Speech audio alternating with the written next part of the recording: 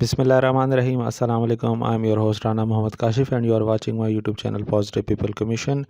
Today is another episode of Introduction to our Programming series. Today is episode number 8. Just to recap what we did in the last episode number 7, we learned subsetting vectors in R. We learned how to deal with matrices and data frames, which are the two most important data structures in R.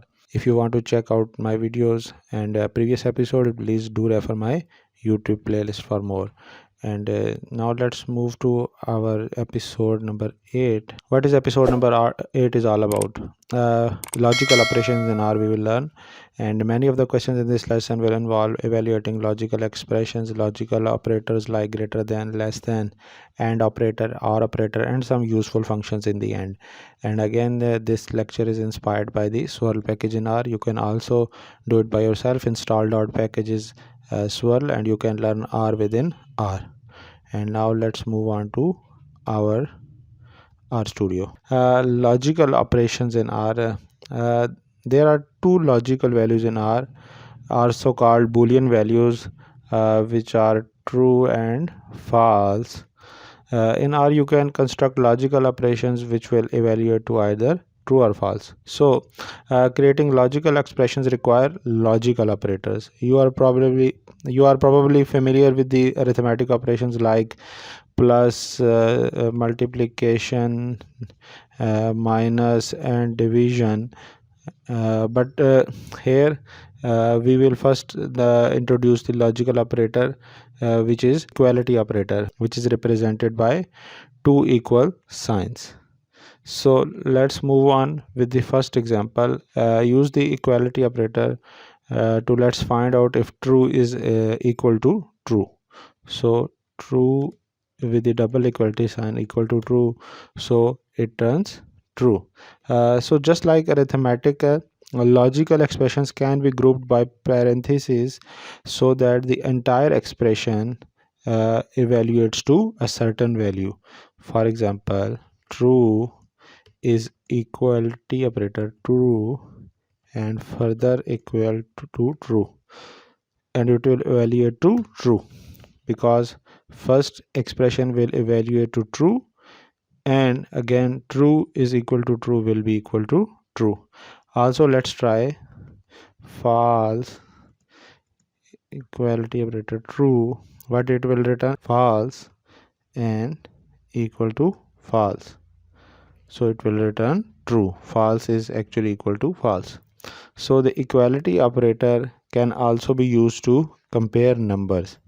So let's see if 6 is equal to 7. For example, 6 is equal to 7, it will return false because they are not equal. This expression evaluated to false because 6 is less than 7.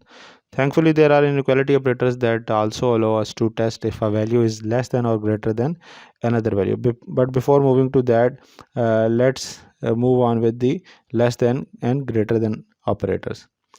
The less than operator, which is represented by this sign, tests whether the number on the left side of the operator called the left operand is less than the number on the right side of the operator. Now let's write an expression to test whether 6 is less than 7. So 6 is less than 7 and it returns to true. And there is also a less than or equal to operator, which tests whether the left operand is less than or equal to the right operand. Now let's write an expression to test whether 10 is less than or equal to 10.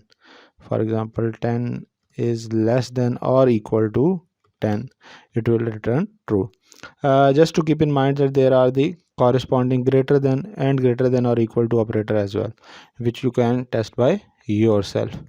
And just a few more example. If let's say we check 0 is greater than minus 36, what it will be? It will true. And 6 is less than 8, it will return true. And also some other operations you can check it by yourself as well. Minus 7, it will return true. So those were some examples. And now moving on, the next one is not equals operator. Not equals operator is represented by this sign. Then operator which we will discuss is not equals operator represented by this sign. Not equals test whether two values are unequal. So for example, true is not equal to false is actually true.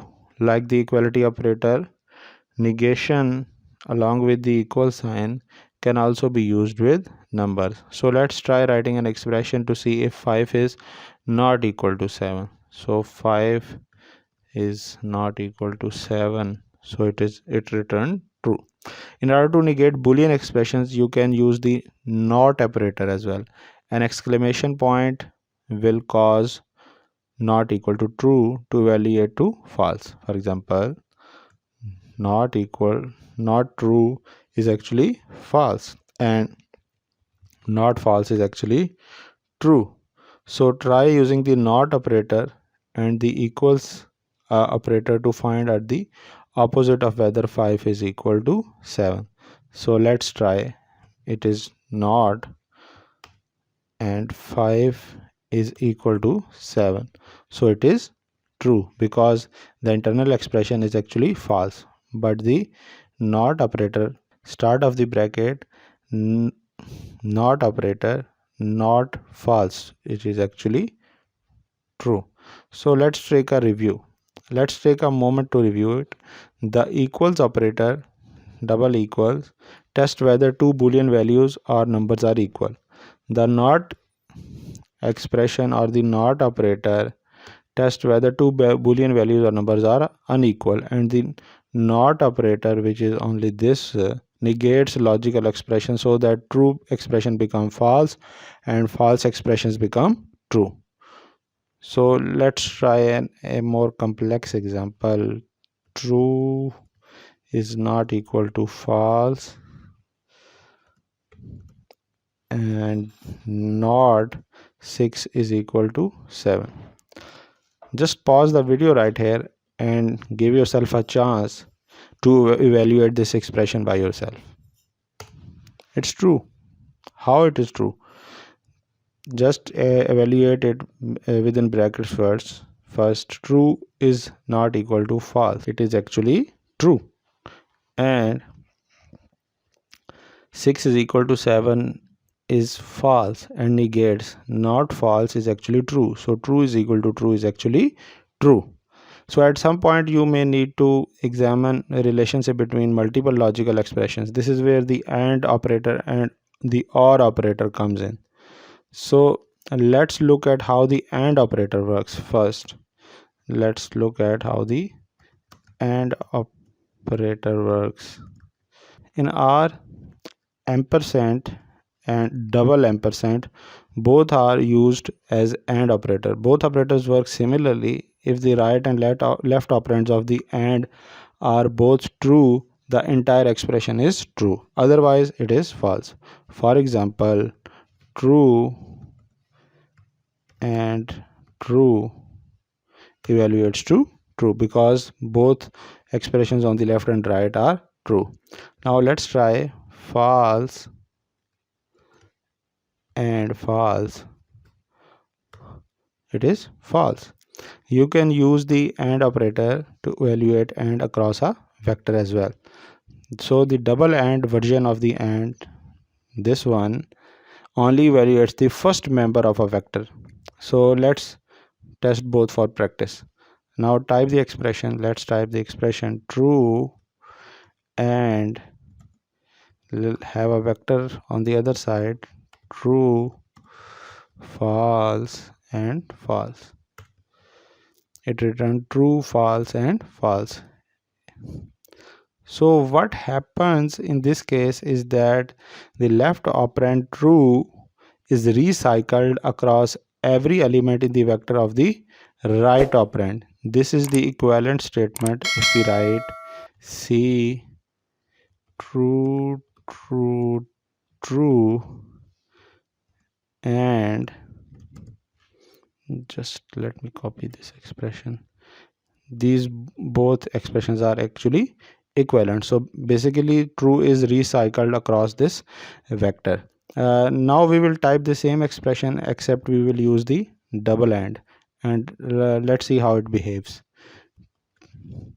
Just true and just put double and sign, and it only returned true.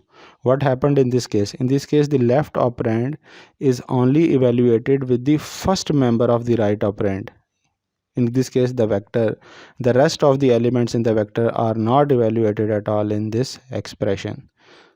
So that was the AND operator. Now let's move on with the OR operator. The OR operator follows a similar set of rules. OR operator is represented by this line, and this version of OR evaluates OR across an entire vector, while similarly, if we write these double lines, it will evaluate only the first member of a vector. An expression using the OR operator will evaluate to true if the left operand or the right operand is true. If both are true, the expression will evaluate to true. I know these are some complex things, but if you go through, you will learn by yourself. If you practice it, practice is must in logical operations. So let's test out the vectorized version of the OR operator. Now let's type true or true, false, true, false, and false. It returned true, but if we put double lines, it will evaluate only on the first element of a vector. True or true, it will return true, and true or false will return true. Again, true or false will return true. True has been recycled across this vector. Now let's move ahead in combining logical operators in R. Logical operators can be chained together just like arithmetic operators. The expression like 6 is not equal to 10, and just let me write false. And again, 1 is greater than or equal to 2. It's just an expression. We have combined different logical operators, it returned false. So that's how we can combine different logical operators. As you may recall, arithmetic has an order of operation, and so do logical expressions. All AND operators are evaluated before the OR operators. Let's look at an example of an ambiguous case. Let's type 5 is greater than 8 double OR 6 is not equal to 8 double AND 4 is greater than 3.9. Just pause the video and let evaluate it by yourself. It returned true. Let's walk through the order of operations in this case. First, the left and the right operands of the AND operator are evaluated. 6 is not equal to 8. 4 is greater than 3.9. Therefore, both operands are true. So the resulting expression is true, and true evaluates to true. Then the left operand of the OR operator is evaluated. 5 is not greater than 8. So the entire expression is reduced to false. So since the right operand of this expression is true, the entire expression evaluates to true. So that's how it works. Now let's move on with the two more examples. False, true, and false. It will return false. How? Let's evaluate these two. True and false. It is actually false, and false or false is actually false. Now that you are familiar with the R's logical operators, you can take advantage of a few functions that R provides for dealing with logical expressions. So let's try is true function. The function is true takes one argument. If that argument evaluates to true, the function will return true. Otherwise, the function will return false. Now try using this function. Is true 6 greater than 4? it is true. The function identical will return true if the two R objects passed to it as arguments are identical. Let's try out the identical function by typing this expression twins and twins. It is true. For the next few questions, we are going to need to create a vector of integers called ints. Create this vector by typing ints sample of 10. The vector ints is a random sampling of integers from 1 to 10 without replacement. Let's say we wanted to ask some logical questions about contents of ints. If we type ints greater than 5, we will get a logical vector corresponding to whether each element of ints is greater than 5. We can use the resulting logical vector to ask other questions about it. The which function takes a logical vector as an argument and returns the indices of the vector that are true. For example, which of the ints are greater than 7. So it gives me the indices which are greater than 7. Like the which function, the function any function to see if any of the elements of the ints are less than a particular value or greater than a particular value. Let's try ints less than 0. It is false. Use the all function to see if all the elements of the ints are greater than, let's say, 0. It is true. So that's all for this introduction to logic in R. In this lesson, we learned the introduction to logics in R, using different logical operators and their importance in R, along with flexibility in the logical operations. So what's coming up in the next episode, number 9 of the introduction to R programming series? In the next episode, we will learn functions in R. Functions are one of the fundamental building blocks of the R language. They are small pieces of reusable code that can be treated like any other R project. So that's it for now, and I will see you with the next episode, number 9, next time around. I hope so you have learned very important logical operators in R. Till then, take care. Allah Hafiz. Bye bye.